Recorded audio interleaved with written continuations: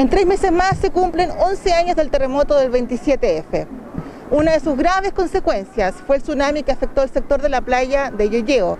Según los expertos, el humedal, conocido como Ojos de Mar, fue un aliado a la contención de las fuertes olas que arrasaron con las cabañas de veraneo que existían en aquel lugar. Junto al geógrafo José Ruiz fuimos al sector sur del humedal de Yoyeo para comprender de una manera sencilla, pero en lenguaje académico, la descripción de esta zona. Bueno, esta es una sola laguna, nos encontramos en un humedal que corresponde a una zona muy interesante porque se da en un contexto costero hacia toda la zona oeste y hacia la zona sur de este humedal está el contexto de la salida del estuario de lo que es el río Maipo y también el contacto con lo que es la parte del estero San Pedro, ¿cierto?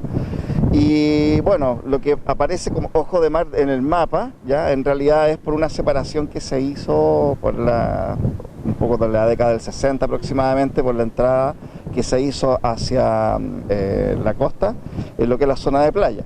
Posteriormente se ubicaron una serie de cabañas, alrededor de 400 cabañas que quedaron separadas en una zona norte y una zona sur, más o menos por unos 100 metros aproximadamente. Y bueno, esta es para mí, digamos, desde el punto de vista científico, es una especie de arca, una verdadera arca natural, en donde este contexto geográfico que se da de un hábitat costero y un hábitat desde el punto de vista terrestre y al mismo tiempo del río, permite una serie de especies que en realidad le da una gran vida, una gran posibilidad también de contención natural para distintos tipos de efectos, incluso para lo que es el cambio climático. Promueve la disminución del dióxido de carbono, por ejemplo. La gran cantidad de especies que se pueden encontrar acá provienen de otros lugares. Son especies migratorias, por lo tanto tienen este punto como punto de alimentación y también de renovación ecosistémica. Si se revisa la historia de esta zona, varios estudios revelan fechas claves en la evolución de esta laguna. En el año 1911 se inician los trabajos de construcción del puerto de San Antonio, específicamente los relacionados con el Molo Sur, que finalizan en 1918 y desestabilizan la playa de Yoyeo, provocando que se acreciente de forma descontrolada. Luego, en un fuerte temporal, en el año 1936, se afectó la zona de la desembocadura del río Maipo, formándose su barra de arena y dando origen a la actual laguna de Yoyeo. Más adelante, con las obras del puerto en 1947, ya regularizada, se permite la formación de la laguna de Yoyeo original. A finales de la década de los 40, la laguna es dividida en dos, para facilitar el acceso a la playa, lo que se define como Avenida La Playa.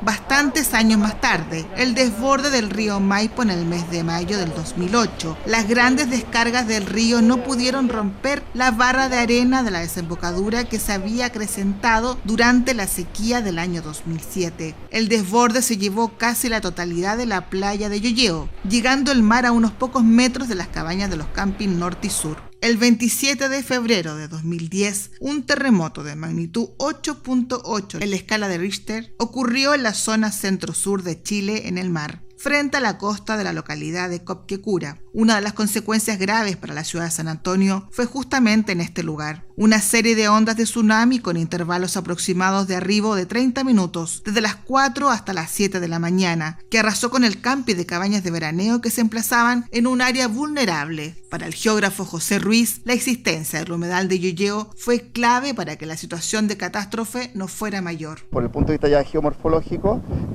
ayuda también a la contención de los tsunamis que obviamente generan, como el caso del año 2010, permiten de alguna manera esta como estructura natural de defensa que tiene San Antonio, que va un poco en contraste con lo que está sucediendo en el estuario del Maipo, en donde la cantidad de sedimento que va generando como que propicia una mayor potenciación en caso de que tuviésemos un tsunami, que de alguna manera tuvimos suerte nosotros para el 2010 porque se dieron ciertas condiciones como una baja marea en su momento, lo que permitió de que cuando llegaron las primeras olas no llegaran de una manera tan agresiva.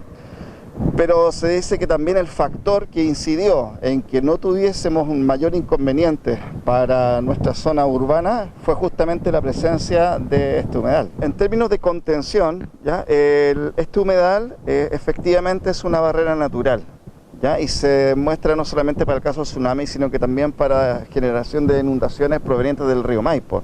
También las crecidas del río, este humedal promueve la contención. Así es que para el caso del 2010, la entrada del tsunami, que obviamente se da de Constitución, que proviene desde el sur, afecta principalmente a este lado de la laguna, lo que se conoce como la Laguna Sur. Y obviamente las casas que estaban ubicadas, malmente ubicadas, porque sabemos de que, no sé, 100 años atrás, ya esa es una zona que no se tenía, digamos, una playa efectivamente, para la instalación menos todavía de cabañas, de veraneo. Cuando se crea el puerto, a partir del año 1910-1911, digamos el Molo Sur, al generar una contención, recuerden que el río va generando sedimento y el mar al mismo tiempo tiene una corriente, que es la corriente Humboldt, que es la que lleva este sedimento constantemente hacia el norte.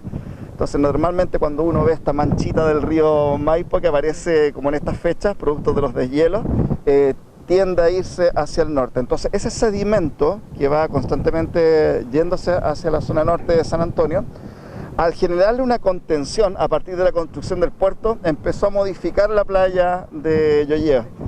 Se empezó a llenar de más arena, digamos así. Entonces ahí como que, entre comillas, se permitió la construcción de estas cabañas porque había más espacio. Pero obviamente fue un espacio que se generó de manera artificial. Y eso fue lo que afectó lógicamente a las cabañas que se vieron arrasadas con el tsunami.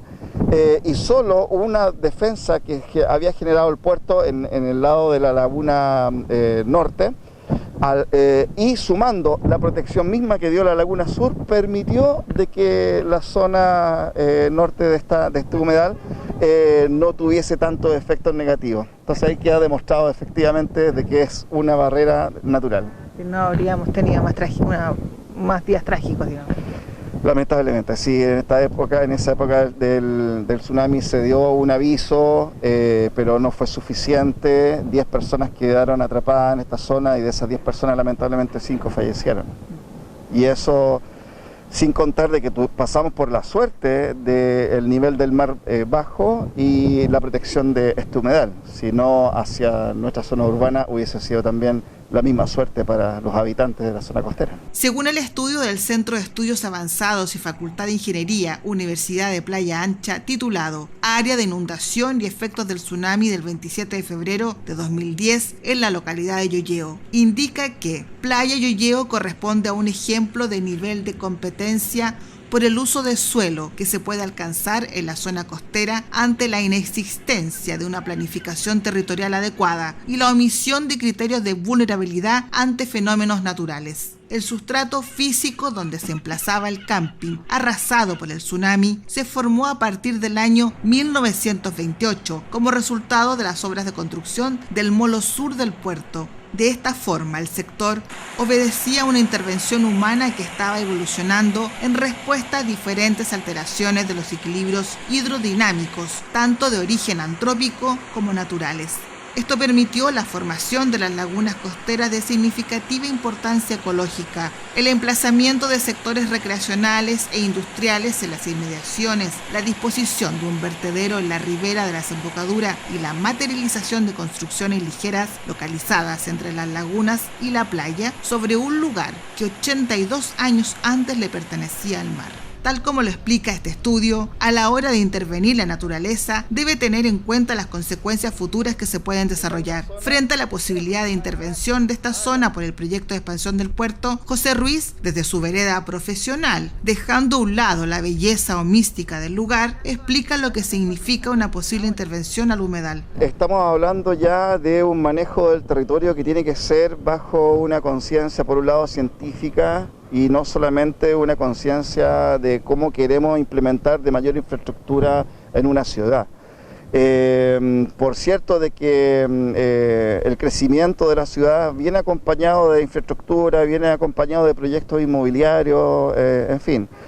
pero lamentablemente no está de la mano de lo que se piensa cuando hablamos del desarrollo. Si acá el hecho de construir sobre, en este caso, estas formas naturales de protección, formas naturales que han estado por muchos años, llegar y taparlas, lógicamente que va a generar un efecto negativo.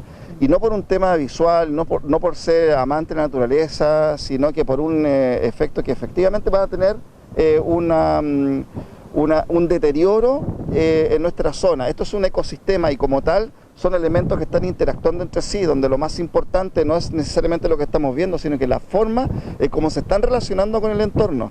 Entonces cualquier elemento que yo altere, probablemente, claro, voy a tapar y voy a colocar una infraestructura enorme y va a quedar hasta ahí, pero no es así. Ya todo lo que está por debajo de esto, todo el factor geomorfológico, la posibilidad que tienen este tipo de acuíferos de controlar la contaminación, por un lado, de disminuir los dióxidos de carbono, como yo les decía, ¿cierto?, a través de los distintos tipos de formas vegetacionales, considerar especies de aves.